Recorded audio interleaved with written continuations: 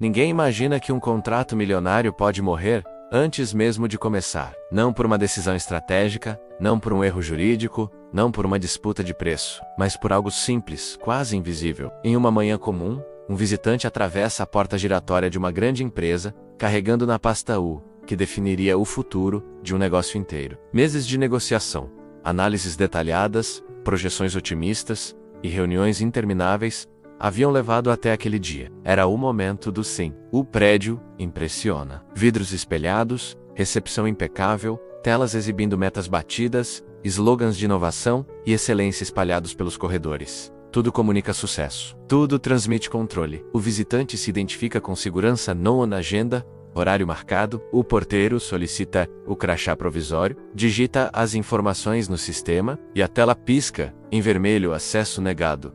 No início, parece apenas um erro técnico, algo simples. O porteiro tenta novamente, confere dados, atualiza a tela, nada muda, o relógio avança. O visitante mantém o sorriso, mas o desconforto começa a aparecer.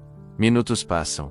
O telefone toca na portaria. Ninguém atende. Nos andares superiores, diretores discutem números, metas e estratégias, sem saber que, no térreo, tudo está parado. O clima muda. O crachá segue bloqueado. O porteiro, limitado por regras que não criou e por um sistema que não controla, só pode repetir uma frase: sem liberação, não posso deixar entrar. O visitante olha para o relógio mais uma vez. Ele tem outro compromisso. Um concorrente o espera, ali naquele silêncio constrangedor, sem gritos, sem reuniões emergenciais, sem e-mails dramáticos. Um contrato milionário começa a morrer. Não no topo da empresa, mas na base. E ninguém ainda percebeu. Vista do fora, aquela empresa era um exemplo de sucesso. Crescimento constante, presença forte no mercado, campanhas premiadas e relatórios que impressionavam investidores. Os números sempre estavam em destaque.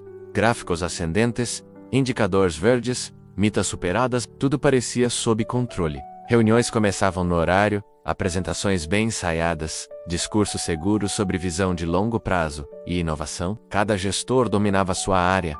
Cada diretor defendia seus resultados. A sensação era clara.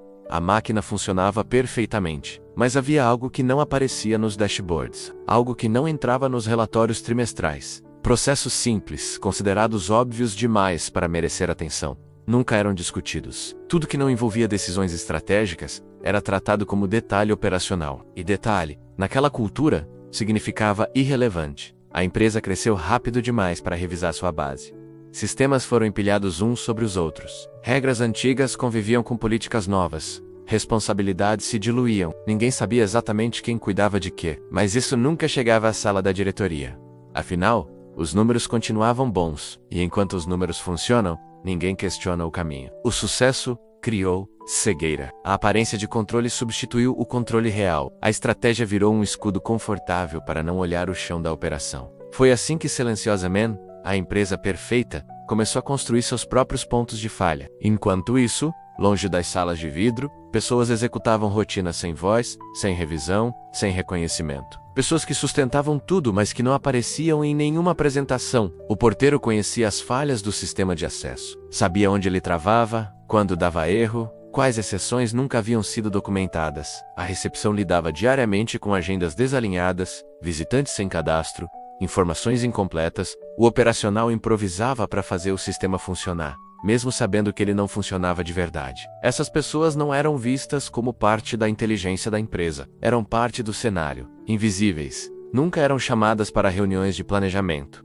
Seus alertas nunca subiam a hierarquia. E não era porque não falavam. Era porque ninguém perguntava. As pequenas falhas começaram a se acumular. Me atraso aqui, um e-mail sem resposta ali, um pedido fora da agenda, um processo feito pela metade, sozinhos, pareciam irrelevantes. Mas juntos, formavam um padrão. Os funcionários da linha de frente viam o problema crescer, mas não tinham espaço para agir. Os clientes começaram a sentir. Reclamações surgiram. O retrabalho aumentou. O desgaste interno se intensificou. Mesmo assim, no topo, os números ainda sorriam. As metas eram batidas. O discurso seguia confiante. O custo real daquele sucesso não aparecia nos relatórios. Estresse, improviso, falhas recorrentes e uma base cada vez mais frágil. Até que o sistema travou. Naquele dia, o relógio marcava exatamente o horário da reunião quando o visitante voltou a olhar para a portaria. Ele já havia esperado mais do que o aceitável. O porteiro manteve a postura profissional, mas sentia a pressão crescer. O telefone tocou novamente. Desta vez, alguém do andar de cima queria saber por que o convidado ainda não havia chegado. A resposta foi simples: o acesso não liberava. Do outro lado da linha, silêncio. Depois, uma ordem vaga: dá um jeito. Mas ali não existia dar um jeito. Existia procedimento, e o procedimento estava quebrado. O visitante observou um movimento ao redor. Pessoas entrando crachás, funcionando portas, abrindo. Para todos, o sistema funcionava. Para ele, não. Aquela exceção expunha uma falha que ninguém havia previsto. O tempo corria. O desconforto virou desconfiança. A confiança virou dúvida. Lá em cima, a reunião seguia. Slides passavam. Projeções eram apresentadas. Ninguém percebia que a ausência mais importante da mesa não era um atraso comum. Era um sintoma. A engrenagem perfeita havia travado no ponto mais simples. À entrada, o visitante tomou uma decisão. Pegou o telefone, cancelou o compromisso seguinte e avisou que precisaria reagendar.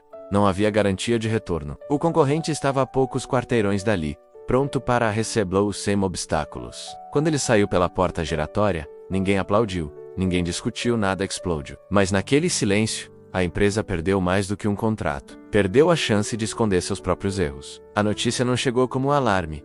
Chegou como um incômodo. Um negócio importante havia sido perdido sem explicação clara. Não fechava com os relatórios. Alguém decidiu investigar. E pela primeira vez, a decisão não foi convocar uma reunião. Foi descer.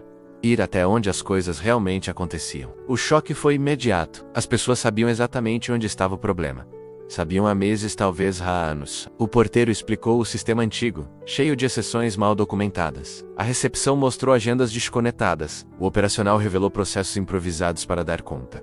Nada daquilo era novo, apenas nunca havia sido tratado como prioridade. A falha estrutural ficou clara. A empresa tinha estratégia, mas não tinha base. Tinha visão, mas não tinha escuta. O topo decidia, mas não entendia. E quem executava apenas se adaptava, em silêncio. A solução não exigiu tecnologia nova, nem consultoria milionária. Bastou fazer o óbvio. Mapear processos do zero, questionar regras antigas, fazer sistemas conversarem e, principalmente, ouvir quem executava. O porteiro, a recepção, o operacional participaram da reconstrução do fluxo. Não como favor, mas como necessidade.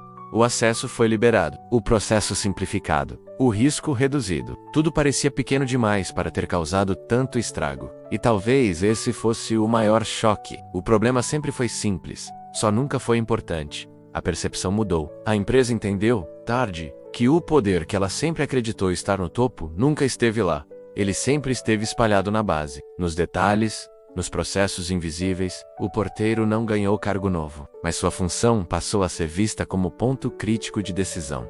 O operacional deixou de ser custo e passou a ser estrutura. A história não termina com o contrato recuperado. Ele nunca voltou. E essa é a parte mais importante. Algumas perdas não servem para ensinar o mercado, servem para ensinar a empresa. Aquela organização seguiu em frente, corrigiu falhas, mas carregou uma lição silenciosa.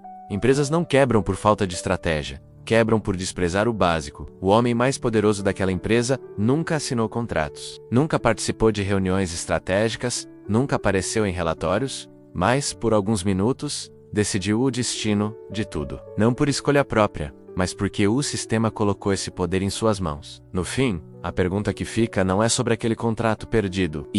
Quantas decisões críticas estão sendo tomadas agora, fora do topo, sem que você perceba? Quantas falhas parecem pequenas demais para merecer atenção?